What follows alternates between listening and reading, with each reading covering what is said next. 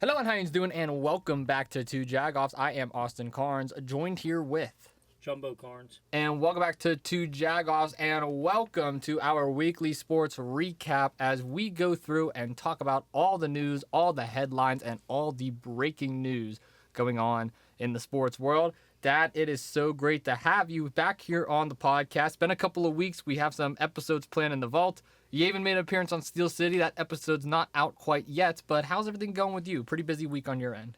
Yeah, busy. Busy? Yeah, it's always been busy. So, Steel City was cool. Can't wait for that to drop. I got to get Nick Brown. I was happy about that. So, What do you think of the whole Nick Brown experience? What was your thoughts? I like Nick Brown. You- I like Nick. I'm not gonna say nothing bad about Nick. yeah, shout out to good old Nick. We actually had a good off the air conversation about some politics, and I couldn't give my opinion too much on the air. So, But you definitely gave it off the air. yes, and he enjoyed it. And he enjoyed it. Indeed, he did. Well, we have a lot to break down in today's episode, but before we really get into that, we just probably had arguably the biggest interview in Two Jagoffs history. I don't know if you fully listened to it yet, but Roger Lenhart Jr., 7-time Emmy Award-winning sports producer, my good friend, had him as a college professor. He's got me a lot of opportunities outside of Point Park. He came on the podcast and talked for a while, and I think this might have been one, not my best, but definitely one of the best episodes. I heard about 15 minutes of it, so I really can't comment on anything other than the 15 minutes I heard. He started to give some good content, and then I couldn't get through the rest of it because of work schedule. So I'll get through it, and then I'll come back on and actually give my comments on that one. All right, well, I will tell you this. Thank you so much, Roger, for coming on. It's always a pleasure. Dad, let's talk about the big headline first that took place in the sports world, more specifically in the NFL. I'm talking about the Miami Dolphins and the Pittsburgh Steelers.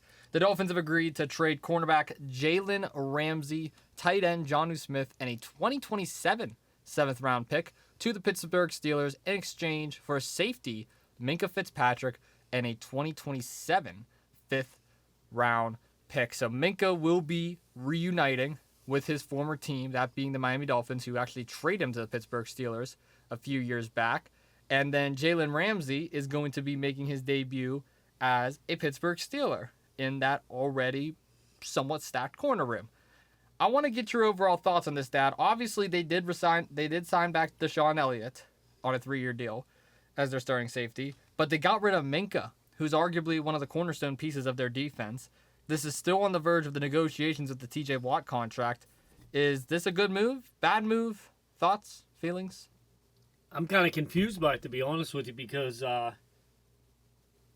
think Minkah Fitzpatrick's a better defender than... Ramsey, listen, Ramsey's good in his own sense as a corner. He's one of the best in the game. But it ain't like Fitzpatrick was going down or anything. They're about the same age. I don't understand the move. I really don't. Like, you had one decent corner. You had two decent safeties.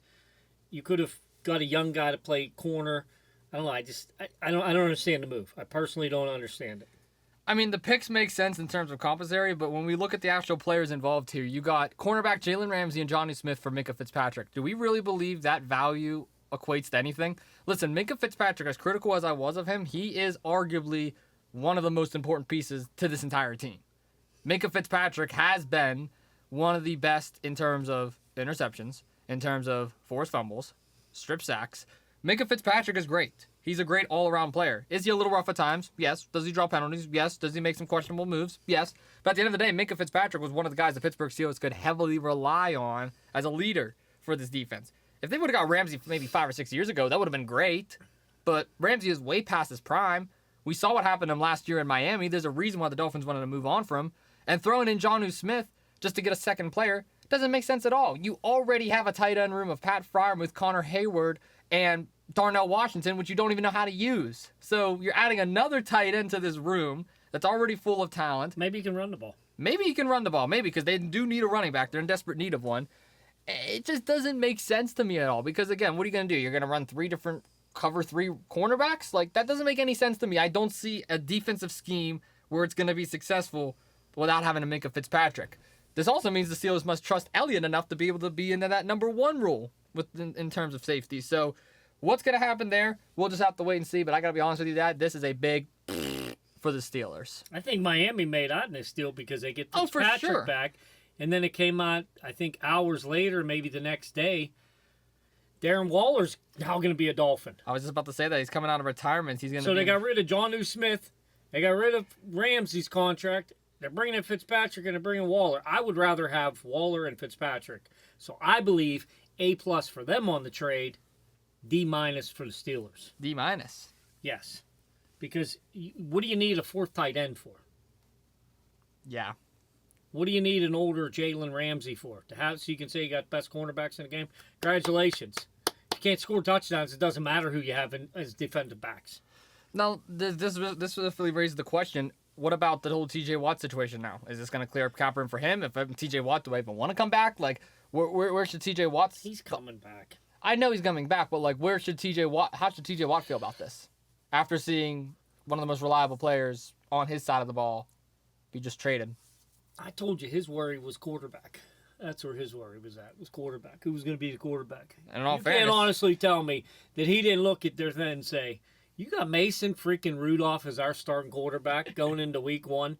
I'm going to hold out. No thanks. I mean, in all honesty, he should still be concerned about the quarterback position. I mean, it's not like you got much better with a 40-year-old Aaron Rodgers. I mean, let's just call a spade a spade. 40-year-old Rodgers over a right out of college Mason Rudolph. I fully agree with you on that, but I would rather have a quarterback room of Justin Fields and Russell Wilson than a 40-year-old Aaron Rodgers and a Mason Rudolph. The one thing you keep forgetting, when a ship sails away, it usually don't come back. I understand that. I'm just saying. That ship sailed away. Justin Fields, Russell Wilson, that's the thing of the past, man. Go bring it up the past. We're in the future. Future's Aaron Rodgers. The future's Aaron Rodgers. Yeah, for this season. This season is Aaron Rodgers, and then after that, he's calling it quits. Still better than Mason Rudolph. I'll take him for 1 year at 41, end of his prime, than Mason Rudolph in his whole NFL career. What about Will Howard? Oh, dear Lord. Well, from one Pittsburgh team to another... Listen, I'll give him a job down the warehouse because I don't see him making the NFL. Okay. 5 years from now, Will Howard, nobody will know who he is. Well, from one Pittsburgh team to another, this was pretty shocking. This was breaking news as of a couple days ago. Alex Nedlovich, starting one of the goaltenders for the Pittsburgh Penguins, has been traded to the San Jose Sharks in exchange for a 2028 third-round pick. Ned, of course, was in the same goalie room with Jari and Bloomquist. I was pretty surprised by this because I thought they were going to roll with Ned and Jari for another year. Seems like the Pens had different feelings. Pittsburgh actually now has 28 draft picks over the next 3 NHL drafts, which includes 16 selections in the first 3 rounds. So that's actually pretty big after this trade happened. Now, what's your thoughts on Ned officially being traded away? I was a little surprised by this. Well, did he take Jari with him? They did not. Jari is still, at this moment, a Pittsburgh Penguin. Yeah, stupid move then. Unless they were taking them both, broken hot tub, whatever else we could throw in the mix, it's not going to matter. If Jari's still starting in net, we're going to be the same results next year. So you don't necessarily like the move of moving Bloomquist up, I guess, this goalie number 2? I don't mind that move, but Jari's still goalie number 1. The problem's goalie number 1. I don't know how many more times we're going to talk about it. Until you get a starting goaltender, the Penguins are not going far in the playoffs or even making the playoffs. I was surprised they were able to get a third-round pick for him. They snookered him. You ever hear that phrase? They snookered him. I have not heard. They pulled the woolly over his eyes. They pulled the woolly over his eyes? Yep. Well, lots of other moves were made. The Penguins also had a pretty solid draft. I mean, we'll talk probably more about that later on down the line, but I know that there were some trades involved. Timmins and Beleva traded for Clifton and a second-round pick. That happened with the Sabres a couple days ago. We've seen a bunch of different moves. Obviously, we saw the whole Flyers trade that happened with the first-round picks. The pick got 2 first-round picks, and then the Flyers got 1 from later on next year. That, I mean, when we look at the overall NHL draft that just recently happened, we look at all the moves that's happening. Obviously, we covered Dan Muse now being the head coach. Do you think the Pittsburgh Penguins might be on a bit of an uprise going into next year? Are they still kind of in that downward slope, or are they at a steady median? Where do you see the Penguins at right now? How can I answer this? It's a tough one. They're status quo. Until Jari is gone, or he's not the starting goaltender, until we get some better defensemen, we're status quo. Status quo. Yep. Not going to elaborate on it anymore. You're just going to... I mean, those are the changes that need to be done if they're not being done. Okay. Till the starting goaltender is not Tristan Jari, until we get some better defensemen, we are going to be in the same position next year. And if it doesn't change next year, the following year. If it doesn't change that year, the following year. So status quo. Status quo. Okay. Let's transition over to the NBA. There's a lot of NBA news to cover, Dad. And I want to go with the big one first, and hopefully I can get a little bit of a longer monologue out of you for this one. LeBron James, who's turning 40 years of age, is entering his record-setting 23rd NBA season. And this may or may not be his last season, or he may or may not decide to want to stay another couple years. He's reworking his contract on a one-year deal worth $52.6 million. Luka Doncic was traded to the Lakers last year from the Mavericks. Obviously, the Mavs got Cooper Flag with the number one overall pick. We'll get to that in a little bit. What is your thoughts on LeBron coming back? Do you think this is make or break? Where do you lay in the whole LeBron James situation? I didn't like what he had said. He said that he kind of like left an undertone where he said that he may want out of there because it seemed like that they were, how did he say it? He said basically that he may want out of there because they're building for the future and he wants to win now. But bringing Luka in, I would think you're winning. I totally disagree with that statement because that means they want to win now. Mm-hmm. And last time I checked, LeBron, they gave your kid a contract. You should be shutting up right about now. He don't deserve that contract. But anyways, so I don't understand the comments. I don't know if he was just trying to stir the pot. I really don't understand. If I was a reporter, I would have made him I would have dug into that a little deeper to find out what the undertone was because there was something there. But you're going to have to read between the lines and see where fate may take it. But I wouldn't be surprised you see him try to get out of that way. My only concern is with how stacked the West is because there's another play I want to talk about in a second. The Clippers, they've gotten better. When we look at the Denver Nuggets, they're making moves. The Thunder, they just won the NBA championship. There's a lot of moving parts right now in the Western Conference.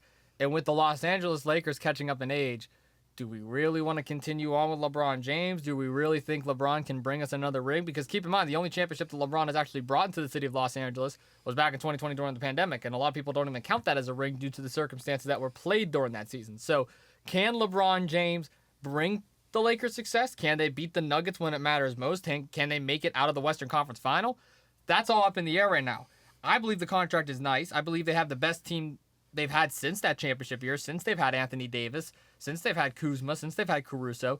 But can they get over the top? Can they get over the hump? It's a question that still remains in the air. But I want to ask you one last question about LeBron, Dad. I know this is the typical ESPN question. This is the stereotypical NBA conversation. Does this affect LeBron's legacy in terms of GOAT status? If LeBron James, let's just say, goes out there and has a historic year, wins the championship, is he still in GOAT running? Or is that ship sailed and it's obviously MJ crystal clear? I still think it's MJ, but I'm biased because I watched him. He was my favorite player to ever play the game. I'm not a big LeBron James fan, just on and off the court. I just think he's a jerk compared to Jordan. So I'm kind of biased on who I think may be the great. I still think MJ, just like I'm still on Mario Lemieux's the greatest hockey player in my eyes. A lot of people would argue Gretzky and Sid and now Connor and these younger guys. But me personally, he can win another championship. I still don't think he's as good as Michael Jordan. This dude's traveled around the cities, all these different cities, to get championships. MJ stayed in Chicago and won 6 of them. So, to me, that's GOAT. Greatest of all time. Tom Brady, what'd he do? Won all 8 champion. 8, what was he have? 8 or 9? Who? Tom Brady. What's he got? 8? 7. So he got 7 rings. 6 with one organization. That's pretty freaking impressive in my eyes. That is pretty impressive. So, I mean, I still don't think he's the GOAT. I never will think he's the GOAT. He can win 5 more as far as I'm concerned. I don't think he's the GOAT.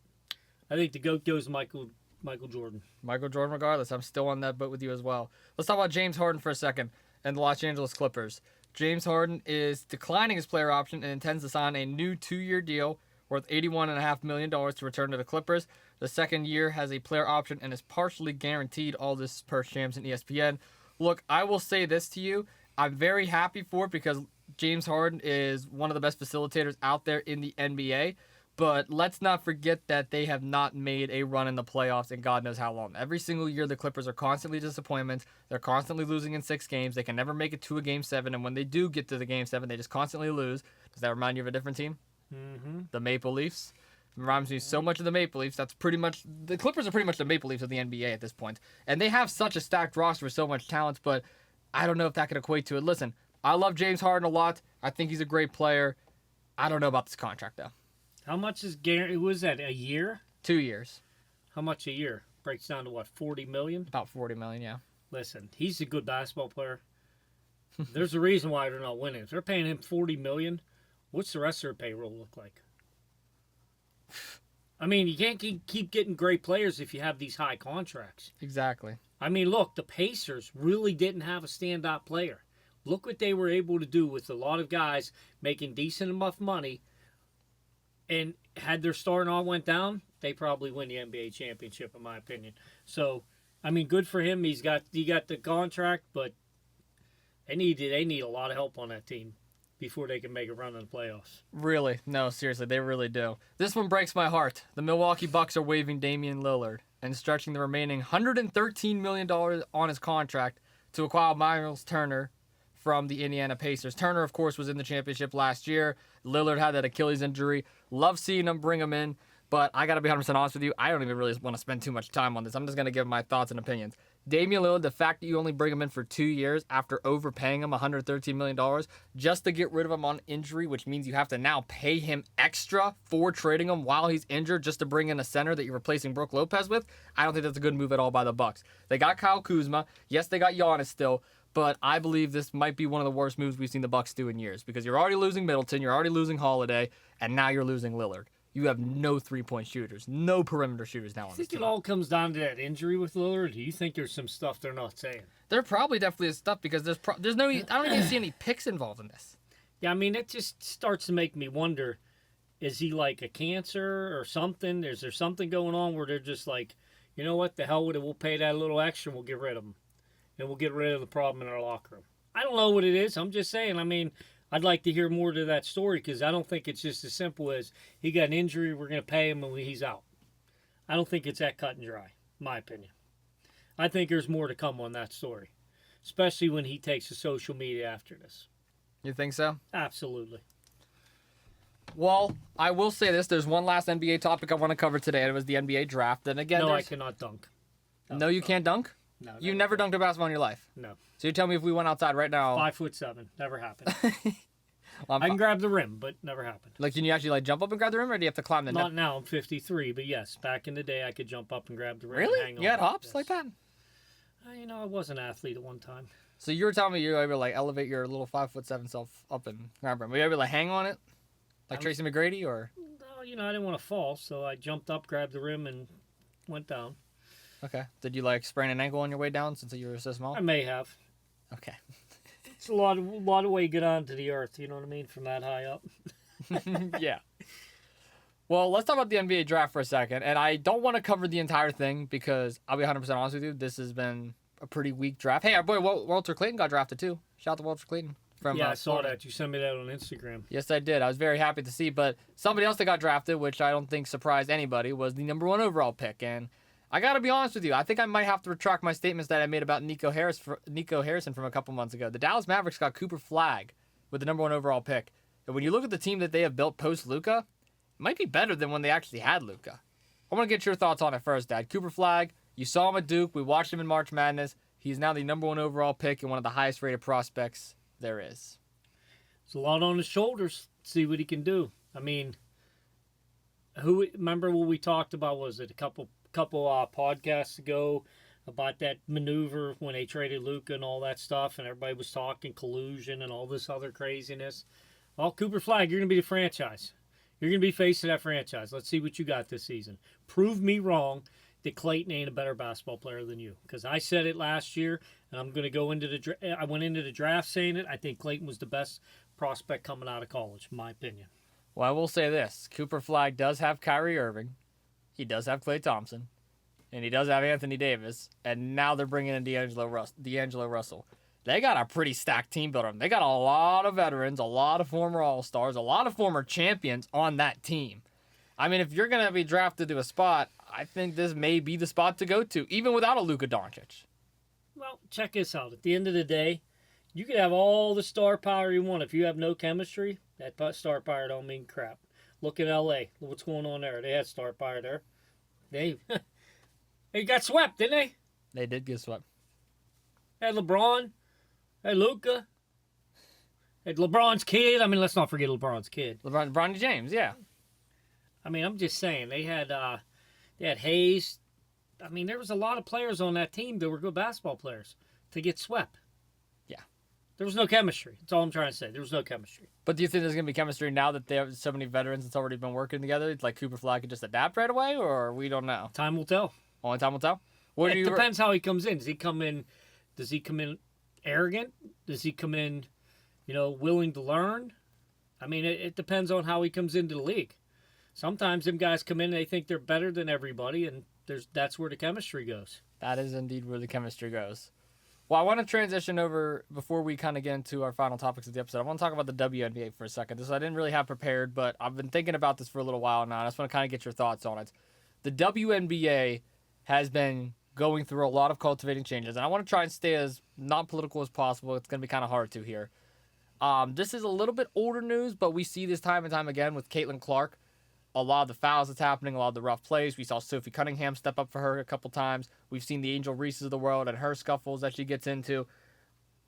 Can I ask you a serious question, Dad? Do you believe this newfound aggression that we're seeing in the WNBA is good for the sports or not? Because I have some feelings. I think it's Bush League. Listen, at the end of the day, just play the game. Fouls are going to be fouls. The flagrant fouls, there's no call for that in basketball. I mean, yeah, you can get a little physical. You can get a little rough in the paint. I get all that. But at the end of the day, deliberate fouls, flagrant fouls, whatever you want, that's Bush League to me. I mean, you can't, and the WNBA better get a grip on it now, because if you have these faces of your league in your Caitlin Clark and the other ones, you need to protect them. Mm-hmm. They do it in the NFL. They do it in the NHL. They do it in the NBA.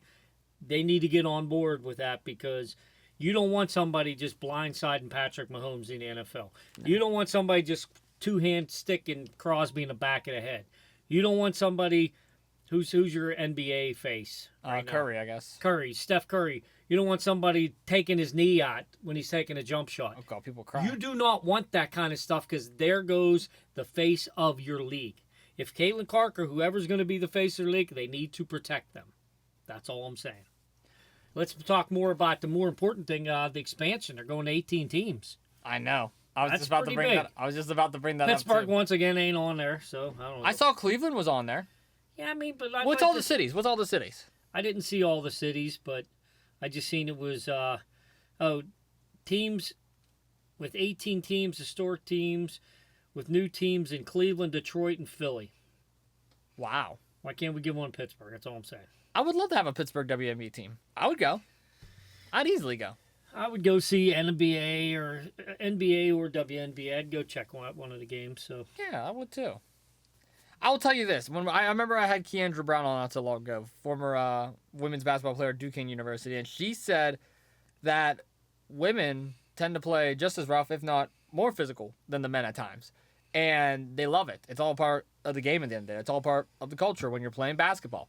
And for it to be going on the WNBA like this and be publicized and shown on social media, I think it's good in the sense that it shows that there are women out there that are hungry and that want to play the game the proper way and want to be able to showcase their talent on a grander stage. But in that same breath, taking the unnecessary shots, the unnecessary shoves, it's childish at the end of the day. And I would call this out if it was in the NBA too. I don't think it's a men's sport or women's sport debate. No, this is just simply you're acting like a child versus you're acting like a professional. And a lot of the times I'm seeing a lot of these moments where players are flopping, and Caitlin Clark isn't fully innocent here, neither is Angel Reese. A lot of the times they instigate this stuff. A lot of the times they're asking for it. A lot of the times they're flopping, as we like to say in the sports world. So I believe that it's kind of a distaste on all parties here involved. But at the end of the day, I do love seeing this newfound aggression in terms of the level of physicality that we're seeing out of the WNBA. But in the same breath, I believe it needs to be toned back a little bit. So I'm not saying that they're not as physical as men. That's not what I'm No, I know that at all. I'm implying there's physicalness and then there's cheap shots. At the end of the day, Angel Reese and Caitlin Clark are your faces, your WNBA. I'm just saying you better protect them because they're getting cheap shots taken on them. You need to protect that. That is what I'm saying. as your generation likes to say, it's all about the brand. That's what Pat McAfee says. But what I'm saying is, if the brand is Caitlin Clark and Angel Reese, that's your brand. You better protect your brand. Right. That's all I'm saying. Couldn't agree more with you on that. So what do you think about the current state of the WNBA? The expansion's happening. It's moving upwards. I'm very happy with it. I'm very impressed. Upwards. Happy, good for the girls. I caught a Chicago Sky, I think it was a Vegas game as well. Aces. I think it was Aces and Sky. I caught a game a couple days ago. I'm not going to lie to it. It's actually pretty good. I've been enjoying the I've been saying this for a while. I watched a little bit of it. I just wish they changed the basketball. That basketball drives me insane that they use. What color is it again? It's like orange and white. Yeah, I don't know. It's just weird when it's the rotation. I know. It looks like something you get at Walmart. Yeah, I don't like it. I mean, go the normal looking basketball. I mean, or just go different color basketball. All one color. I don't know. All white basketball? Whatever. I'd be okay with an all white basketball. I think that would be pretty cool. Like an all blue. I don't like the basketball. That's all. Blue one. I mean, somebody should flatten it and then get a brand new one. Okay. Well, that's all for the WNBA that I have here. I want to transition down to the WWE. We're going to talk about pretty much every sport under the sun here today. This one I want to spend a little more time on. Right now, WWE is coming off of their, I don't know if you saw any of this or not, they're coming off one of their biggest premium live events of the year in Saudi Arabia, Night of Champions. And they just had Monday Night Raw this past week in Pittsburgh. They also did Friday Night SmackDown because they're giving off all the superstars for 4th of July. And I had the privilege of going. Shout out to my sister Isabella and her best friend Dacia for hooking me up with tickets. It was a really fun time, really fun experience. We were sitting up in the nosebleeds, but we still had surprisingly good seats, and we saw everybody. Cody Rhodes was there. Jey Uso was there. Yeet. CM Punk was there. Jacob Fatu was there. LA Knight was there. Yeah. It was an overall great show, great experience. WWE never fails to disappoint. I want to go over to you, Dad, though. What do you think about the WWE right now? Was that Corey's first time on the mic since his suspension or whatever it was? This is actually marks 1 month of him being back on the mic. Okay. I was hoping... And it wasn't a suspension. He just got demoted to NXT, but McAfee needs to take time off, which I actually want to get into in a little bit, but I'm glad you brought that up. But, no, Corey's been on the mic for about a month on Raw with Michael Cole. I was hoping it was his first time back in Pittsburgh. I mean, because I really You got a standing ovation. Yeah, I mean, listen, at the end of the day, they're moving in the right direction. They got some good people on the roster. They got some young people. They're getting rid of some talent that they should have got rid of probably a little bit sooner. Nothing against the Miz. I mean... Miz is still there.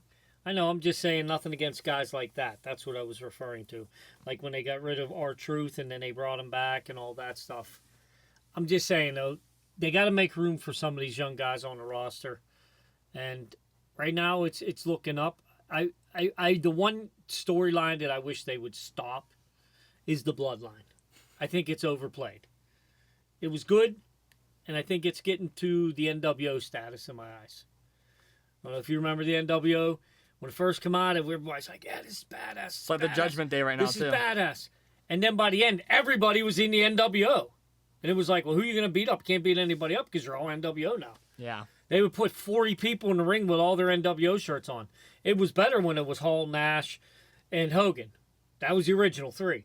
And then Six-Pack come in, and this one come in, and that one come in. And then Bischoff was behind it, and this one was behind. It just became too much. It's time for a different storyline. That's just me personally. As somebody that watches wrestling, I'd like to see a new storyline. Okay, you had the Bloodline. Now you got the different Bloodline. So you don't like all the different new Bloodline members there? No, it's getting... Because they got Solo Sikoa. It's getting overplayed. You got Solo Sikoa. You got Tama Tonga. Tonga Loa. Tala Tonga. And... who's the other one now? Oh, and then Jacob Fatu, who's now on his own. Are they waiting for one of them to have a kid so they can bring them in too? I mean, that's what it sounds like. Okay, we got this kid, that kid, this kid, that kid. It's too much. You're overplaying it. You're beating a dead horse. The well's getting dry. That's all I'm trying and they to got say. JC Mateo, too. Yeah, they got JC Mateo, Tala Tonga, Tama Tonga, Tonga Loa, and Solo Sikoa. So if they came out, the Bloodline come out, instead of before where it was 1, 2, maybe 3 people, now there's 9 people in the ring. Well, there's only 4. It's too much. 5, if you're including Solo. But Jacob Fatu's on his own now. Hey, have you seen anything of Jacob Fatu recently or not? Yeah, a little bit of it. He's been impressive. I love what I see from Jacob. And then Jimmy's kind of doing his own thing. Jay's eating on Raw. I'd like to see the Usos get back together. You would? Yeah. Yep.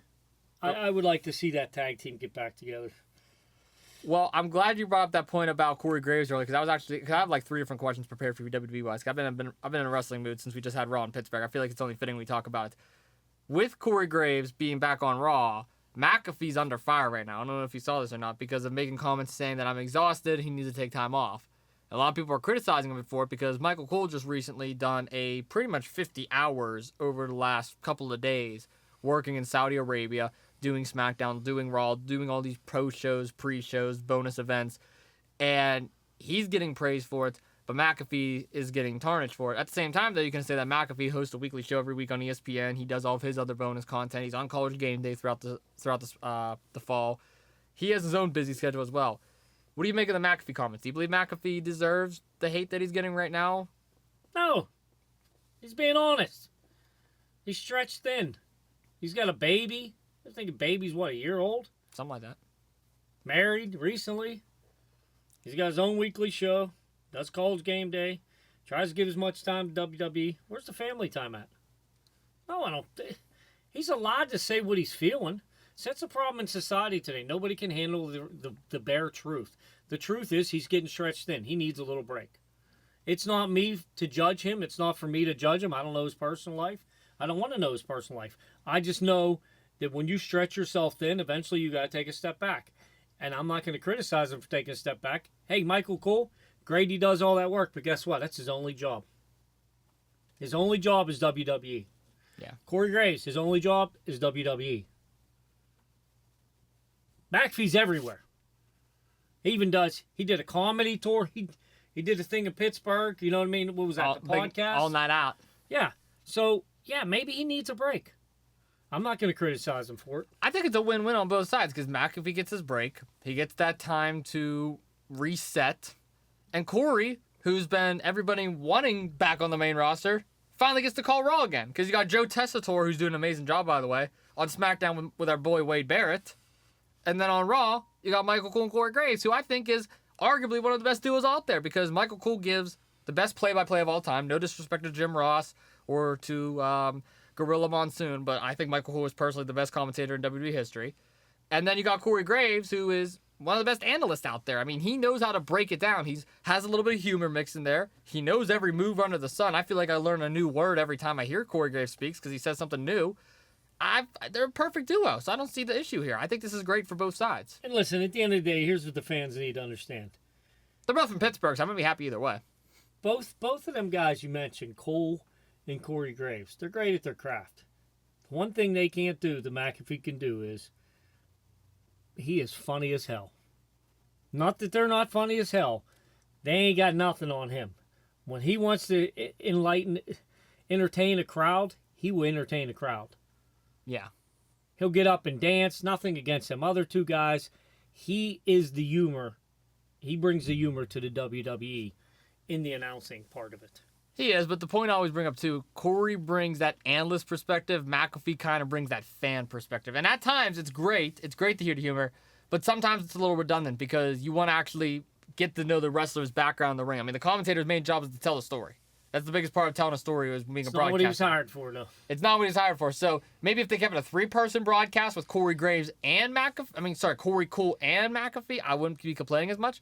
But I feel like I don't like getting one or the other. Because if you're getting McAfee, it's going to be a joke the entire time. But if you're getting Corey, I'm going to be able to understand every wrestler on the roster. That's the difference. Well, hey, that's what people want, right? I guess so. There you go. Then you can't complain about him when he takes a step back. That's all I'm saying. We'll see. Let's talk about SummerSlam. A lot of big matches coming up at SummerSlam. I just want to get your thoughts on these ones because I have not talked to anybody about them. So you're the first person that's going to be able to share this on any of my platforms. I'm probably going against you on everyone. Go ahead. The King and the Queen of the Ring tournament wrapped up. And, Dad, you know the King of the Ring is very historic. I mean, it literally jump-started the Attitude Era and the rise of Stone Cold Steve Austin. If it wasn't for the Austin 316 promo at King of the Ring 1997 when he defeated Jake the Snake Roberts, we would have not seen probably the wrestling community where it is right now. So, this year, Cody Rhodes defeated Randy Orton in the King of the Ring finals to win the King of the Ring crown. And Jade Cargill, who we saw at AEW, defeated Asuka to win Queen of the Ring.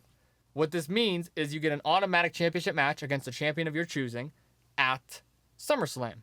Jade Cargill will be facing Tiffany Stratton for the Women's Championship. Cody Rhodes is finally going to get his rematch against John Cena, who just defeated CM Punk for the WWE Championship. Keep in mind, though, Seth Rollins is still looming in the background with that Money in the Bank briefcase. Does Cody once again become champion, or does Cena continue the retirement tour as the GOAT? Who wins? Cena. Cena. He only has 16 more days left. Oh, this is his last pay-per-view. No, not his last pay-per-view, but he's 16 more. Well, not 16 more pay-per-views, but 16 more appearances he has left. He has till December. He has December. He has at least two pay-per-views. Probably left. 3 or 4, yeah. I mean, he's not losing. He has till December. They're not going to have him lose till closer to the end of the year. You don't think maybe Cody wins and then Seth No, nothing at all with Cody, nothing with Seth? No. They're not going to let him lose right now. They're letting him do this tour. They're setting it up for something big towards the end of the year. That's my opinion. What's that big thing you think they're setting up for? I think they're going to screw up and do The Rock or something, if you want my opinion. Oh, God, I hope not. I'm just giving you my opinion. I think that's where they're headed around October, November, is if he's still the champ, The Rock's somehow involved. The Rock beats him. And then somebody cashes in Money in the Bank or something, and then they're the champ. Okay. Maybe you're Seth Rollins or Cody or whoever's going to... When's Money in the Bank? Money in the Bank already happened. Who's your Money in the Bank guy? Just Seth Rollins. There you go. That's my prediction right there. All right. Well, this is a return that recently happened. Goldberg is back, and he will be challenging Gunther for the World Heavyweight Championship in 2 weeks of Saturday Night Main Event. Does Goldberg get one last championship on his resume, or is this it? I hope not. He's older than me. He shouldn't be back. Dude, just stay behind the scenes. Nobody wants to see you with your shirt off, spitting everywhere, puffing. He was drenching in sweat after a 2-minute promo. No, and he looks bad too. He don't even look good. No, I don't think he. So wins. you actually want Gunther to win? Yeah, I listen. He's 40 years younger than him. Yes, I want him to win. I told you, I don't want to see 70, 80-year-olds walk around with their shirts off and wrestling. Well, listen, if Goldberg was going to have a retirement match, why not Braun Breaker? Braun Breaker is the closest thing to Goldberg we've had. Honestly, I'd say a prime Braun Breaker may be able to top a prime Goldberg. If you really think about it, Braun Breaker is arguably the best spear of all time. Yeah. I mean, listen, at the end of the day... Dogs were barking in Pittsburgh a couple days ago. If they give Goldberg another title... You should probably stop watching WWE. Really? Because they've went down another rabbit hole that should have been shut down forever. Because you got all this young talent out there. Your Braun Breakers, you got all these young guys. They should be getting title shots, not Goldberg at 55. I'm sorry, no. Is that how old he is? I don't even know how old he is. I don't know. He's in his 50s. I'm going to Google it because he's up there. Yeah, and that's coming from you who doesn't even like Gunther at all. No. I don't want to see an old guy win a title. I'm sorry, I just don't. Nah, I don't blame you. Did you see that Judgment Day all have gold now? Finn Balor, JD, Dominic Mysterio, your boy, Dirty Dom. He's still Intercontinental Champion. As long as he ain't kissing that girl, man, I'm good. Who live?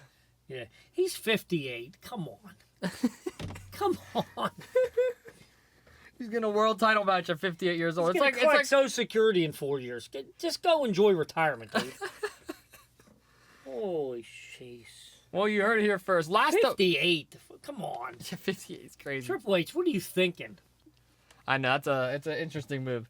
You mean to tell me for a pay-per-view, you're giving that before some of these young talent, some of these young women, they're in the WWE, that are up and coming. You're giving a match to Goldberg because not everybody gets a match in a pay-per-view. So you're cutting out, or whatever, Saturday Main Event. You're cutting somebody out of that card to give it to a 58-year-old guy that is washed up. He's washed up. His prime's gone. Take him off the card. Maybe he'll have an injury so somebody else can get a shot. I don't agree with that. I don't agree with that at all. I would rather see Jey Uso get a rematch than Gunther. I mean, against Gunther than Goldberg. A 58-year-old guy. Why is he wrestling? I don't know. Maybe to put Gunther over. Hopefully. I would hope. I don't know, though. We'll just have to wait and see. Well, there's one last WWE topic I want to talk about. This one might cheer you up a little bit to get you off the Goldberg sombers. WWE is finally bringing back Evolution. Their all-women's pay-per-view. And this is big because WWE has been obviously building for years upon years now, giving women the spotlight, being able to showcase their talent on their own pay-per-view, where the entire card, first match to last match, is all just women's matches. NXT's involved, Raw and SmackDown's involved. They have a tag team title match with Charlotte Flair and Alexa Bliss is in there. You got Natalya doing her own thing. You got Becky, you got Lyra, you got Bayley. But the match I want to specifically talk about, and I know SmackDown's not happening for a couple days, but it's already all over the internet, so we're going to cover it anyway, is the women's match. Tiffany Stratton does have Jade Cargill at SummerSlam, but she has one opponent she has to beat before then. And this shocked me. I didn't even tell you this, Dad. Guess who returned in Pittsburgh yesterday to confront Tiffany Stratton? That totally caught me off guard. Nikki Bella. Trish Stratus. I saw Stratus Faction yesterday. I like it. My first question. Let's get into this. Go right ahead. Why did they stop it? Stop what? Evolution. Well, it was only a one-time thing. Yeah, but it was right around Nikki Bella and Yeah, it was 2018. Right. 2018 was so why stop it? It was very good for the women. It made a ton of views. It made money for them. Why stop it? That's my question. I have no clue. But it's back now. But for how long? You did it one time. Yeah, it was a one-time thing. I thought that was it. You should have done it once a year. You got 12 pay-per-views a year. Take one off the men and give one to the women. I don't see what the problem is. I don't either. No, I fully agree with that. I'm sorry. I don't understand why. Because they don't get on the main card on a lot of these pay-per-views. Yeah, Goldberg does. But Goldberg gets on. So I'm just saying, keep Evolution every year. And you'll get the younger generation of little girls looking up to these women. Like, they missed the boat. For all them years, they missed the boat. What, because the Bella Twins retired or got out of wrestling, so we stopped the Evolution? There was still a lot of good women wrestlers at the time. There is. I mean, you got the Baileys of the world. You got the Becky Lynches. You got the Tiffany Strattons, Jade Cargill, Bianca Belair, Rhea Ripley, Io Sky. I mean, you got a lot of women. Charlotte Flair, yeah. I mean, I don't understand why it stopped. That would be my first question. And what was the original question? What do you think about Trish Stratus coming back? I like it. I like Trish Stratus. Listen, she ain't 58. She ain't like Goldberg. She's still good. Okay. I'm just saying, now Goldberg, he's like pushing him down in a wheelchair. What's with Trish always coming back in Pittsburgh? I was shocked when I heard her music. I mean, it's close to Canada. That's where she's from. I mean, yeah, but okay. Ooh, 5-6 hours from Canada? I guess. Oh, really? That's that close? You know, something like that. Maybe 5-6 hours. It's past Erie and that. You figure Erie's about 2 hours away. It's probably 2 more hours from there. So it's probably about 4 hours. 5 hours. That's it. Toronto. Yeah. Like she's from Quebec or something like that. Toronto's on my bucket list. Vancouver. Vancouver. I mean, Toronto's on your bucket list. You were there, knucklehead. Toronto? Oh, my gosh. I was in Toronto? When? We were in... No, not Toronto. Niagara Falls. I was about to say we were in Niagara Falls. I wasn't in Toronto. It's not that far. It's 20 minutes away. Okay, I was 20 minutes away. Okay, 20 minutes away. To the airport. You're almost as close to the airport. Oh, my God. Didn't I cross the border, just use the bathroom, and that was it? Yeah, you had a problem back then. Anyway, though, do you think that Tiffy's going to drop the title to Trish before, and we're going to get Trish and Cargo, or do you think they're going to set up Tiffy and Cargo? Tiffany and Cargo. You don't see Trish winning? No. No? Not at all? I mean, once again, if Triple H does that, nothing against Trish Stratus. She was one of my favorite women wrestlers of all time. Dumb move. Dumb move. It's a dumb move. Can't keep going back to the past. Mm-hmm. Eventually, you keep going to the well. Just like I said about them bringing The Rock back. I loved The Rock when he was out. He was my guy. Stone Cold was my guy when they were out. I don't want to see him wrestle now in their 50s. I just don't want to see it. No. Sorry, I don't. Cut a promo, they can cut a promo anytime. I'm happy. I mean, we saw Stone Cold versus Kevin Owens a couple years ago at WrestleMania. Very bad. It was hard watching them. It was very bad, and I felt bad. It was a fun match, but yeah, I felt bad for Stone Cold. Well, I want to ask you this one last question for WWE. A nice WWE segment here. Who is male, female, tag team, doesn't matter. Might have asked you this before, but we're going to get your opinion on it again. The one wrestler on the roster that you might not know too much about, or maybe someone that just stood out to you recently, just someone that you know of within WWE or wrestling in general. Preferably not indie wrestling. We'll just stick with WWE. Who is someone that's been standing out to you recently and you would like to maybe see get a push soon? Braun Breaker. Oh. Okay. Yes.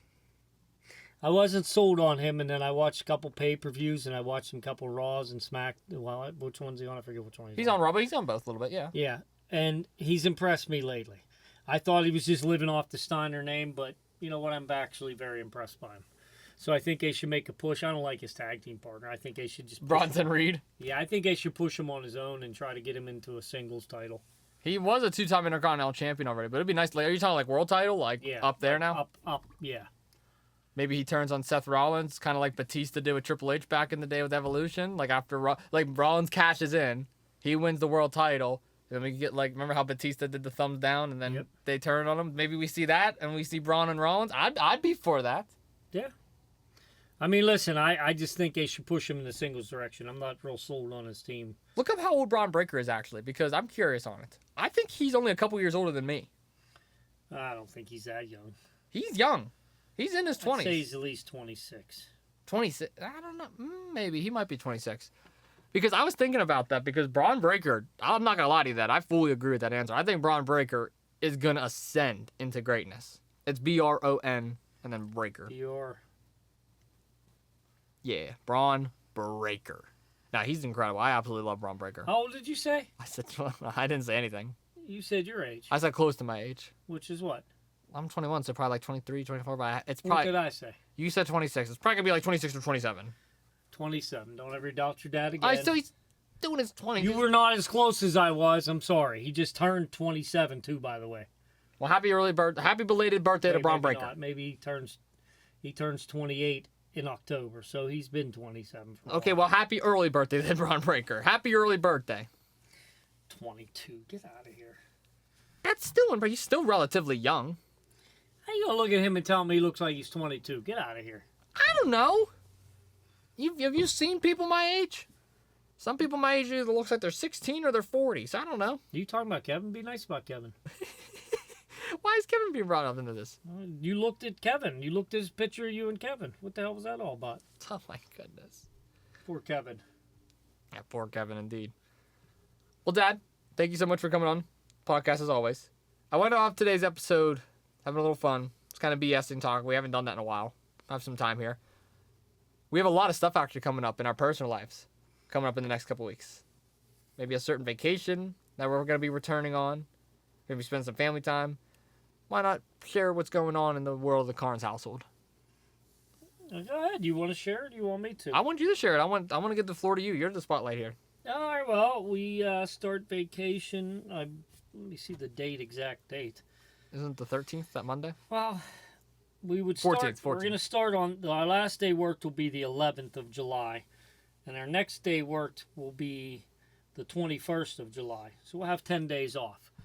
And we're going to split it up. We were going to do a beach vacation, and we decided that we're going to be going to Aruba next year for mine and Mom's 25th anniversary, and then Ireland to see Pitt play the year after. Turn that into a vacation, so we thought it would be best to stay local. So we decided that we were going to go away the 11th, head up to camp, spend a weekend up there, come home, drop Cooper off, our dog, at the doggy daycare, and then head to Erie. We have 2 days planned at Splash Lagoon, and then we have 4 days planned at between Waldameer, Erie, Prescott Island, Cobblestone Hotel, the Bayfront, probably some lighthouses and a couple other tours, maybe some boat tours and that. We're going to have a pretty fun-packed week. And then we're going to finish it off with coming home and then head back up to camp for another weekend. So, which I unfortunately will not be a part of. Yeah, so that'll be the 10 days in a nutshell. 10 days in a nutshell. And you want to know the craziest part about that? I'm going to be so exhausted because I have to work both weekends in between the Erie trip. Because that Saturday before we leave... Sucks to be you. Not really, because I'm going to enjoy it. Because Saturday, I'm going to make money both of them, actually. Saturday, I'm doing IWC, which is great. Who doesn't love IWC? And then that following weekend, that Saturday and Sunday, where I'm going to have to miss camp, unfortunately, is the weekend that I'll be out in Washington, PA, on play-by-play, calling a wiffle ball tournament for the NWLA. I'll be calling their championship game. I'll be calling all the different tournament games. Let me know if I need a switch hitter. I can go lefty or righty. Okay. Pretty good at hitting a wiffle ball, actually. Oh, I thought you were talking about switcher. I'm about to say, you know how to use the computer. No, I was talking about playing batting. I could be a pinch, steady batter. I don't think I could run bases anymore, but Yeah, be a designated hitter. You'll be fine. DH. I'm DH. I could hit lefty. I'll park one out of Washington Wild Things lefty. I don't think it's Washington Wild Things. It's just Washington, PA. No, it ain't even at the Wild Things. What the hell's that? No, it's not. I mean, I've called baseball games at the Wild Things before, which I gotta tell you what, that You know what I'm going to say to the guys running a wiffle ball tournament? Boo on you. Boo on you. Boo on you for paying me a couple $100 and allow me the... Boo for not putting it at the Wild Things. You could make a killing there. I think it's because I forget what park it is, but there's like 8 different fields there, and they're having like a bunch of different games going on at once. Because they have like 5 different broadcasters, and I'm going to be one of the 5, so... Oh. And it's streamed Well, then that makes sense. Now I take back my boo on you. Give a famous jumbo clap to it. There we go. Good job. Good job, buddy. Good job, NWLA, for allowing me to come in there. I feel like his name is Steve. Is his name Steve? The guy that runs it? I do not know his name. I apologize.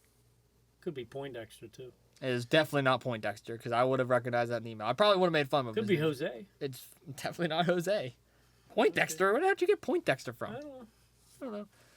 Well, Dad, it's always a pleasure you coming on. Bit of reflection real quick. You didn't fully listen to the Roger interview, but I know you've been pretty caught up on Steel City, pretty caught up on 2 Jagoffs. I guess what can the listeners of 2 Jagoffs look forward to coming from our way down the line? More interviews. More debates with me, Kevin. I mean, not me and Kevin. Me and Lucas. Me and you. Screw Kevin. You and Lucas. This guy named Jack Dean, apparently he comes on here. I've never seen him. And Nick Brown may be coming back. There was an open invite after we did the Steel City Commuters, me coming back on. I think Nick Brown wants me to come back on probably near football season. I think because I argued with him about his sorry-ass Cowboys, by the way. Sorry-ass Cowboys? Like, he seriously thinks they're going to make it to the Super Bowl. He thinks they're going to win the Super Bowl. Not just make it. He thinks they're going to win. Nick, I think I got to get you on some medication, man. Because you're going to have a lot of depression come week 8, 9, 10, 11, and so on when your Cowboys suck. He'd be lucky to make it past Thanksgiving. Hell, he'd be lucky to make it past Halloween. Yeah, I mean, your team's going to suck. And I'm sorry I got to call out your other buddy. Who? Other buddy. This guy come on here. I liked his interview. And then he said he was a Cowboys fan. Oh, he's going to be coming on Steel City actually next week. Well, you know what? Please don't say nothing about the Cowboys with Nick there, Matt. He's at least not as nauseating of a Cowboys fan. He understands they suck. Matt, listen, do me a favor. If you know they suck, like you truly do know they suck, tell Nick Brown they suck on the air. Tell Nick Brown? Tell Nick Brown on the air, hey, bud, they suck. Hey, we need to come up with something that Nick needs to do if they lose the Super Bowl, because I have a bet. I said I would shave my head bald on air if they win the Super Bowl. What happens if they lose? What am I going to make Nick do? Have him shave his head. Well, that's his guaranteed haircut. I want to make it unique. Maybe his eyebrows? I don't know. Make him get a mohawk. We're doing it. What do you think, Nick Brown? You think We're doing it. There you go. Him? Nick Brown, you're getting a mohawk, damn it. You're going to look like Angelo. You're going to look like Angelo if the Cowboys do not win the Super Bowl. Guess what? Get a barber, bud, because you ain't going to be winning no Super Bowl. I got a barber. Tony's going to hook you up. Tony will hook you up. Yeah, Nick Brown's screwed. Well, Thad, thank you again so much for coming on to the podcast. Listeners of 2 Jagoffs, thank you all so much for tuning in. As always, don't forget, social media pages are pumping right now. We got weekly content on the YouTube Shorts, TikTok, X, Facebook, and Instagram pages at 2 Jagoffs or 2jagoffs.official. You can find us anywhere. Linktree is in the bios for all those different accounts as well. Over on YouTube, Spotify, Amazon Music, and iHeartRadio is where you can listen to our weekly episodes. Every Thursday, we break down all the news in the sports world. We have weekly game show episodes and specials. And then Sundays are brand new interviews with brand new guests. Dad, any final words? Get out there and support my son and 2 Jagoffs, and check out Steel City Commuters. I had a lot of fun going and talking to them too. And we appreciate your support moving forward. Thank you. We appreciate the support. The next couple weeks of uploads are going to be a bit random. A lot of them are already pre-recorded episodes. There'll be a blind ranking special with Mr. Jack Dean in the coming weeks. Dad will be back on again for a Sports Confessions episode. So all those will be coming out very, very shortly with some very special guests. Stay tuned for this Sunday's interview as well with our second professional wrestler. You guys enjoyed the Andrew Palace interview so much, I was able to get another wrestler on. Make sure you stay tuned for that. You know what? one. We should have went on video when we were doing that sports confession so everybody could have seen my face getting redder and redder as you were talking. What do you mean? When we did the sports confessions, you were driving me up a wall. How? I got you to agree with most of them. I think I was having an aneurysm or a heart attack or a stroke or something listening to you talk. Babble, babble, babble, babble. But time out. What the hell's your problem? What do you mean? I was on my best telling you what No. I was on my best behavior. I'm on high blood pressure medicine because of you after that episode. Oh my God. So please get out and listen to it. Oh my goodness. Don't. Maybe you need to re-listen to it. I thought we were on the same page today. No. Never. Oh my God. Well, definitely stay tuned for that episode. It's a good one. Don't listen to him. He actually agreed with me on the majority of the questions. You guys will see it very soon. I don't believe that. You don't believe it? All I right. call bullshit. You call bullshit? All right. Well, listeners of Two Jagoffs, you guys can call bullshit if you want. Anyway, thank you all so much for tuning in. Make sure you like, subscribe, and follow, and we will see you all in the next one. Peace.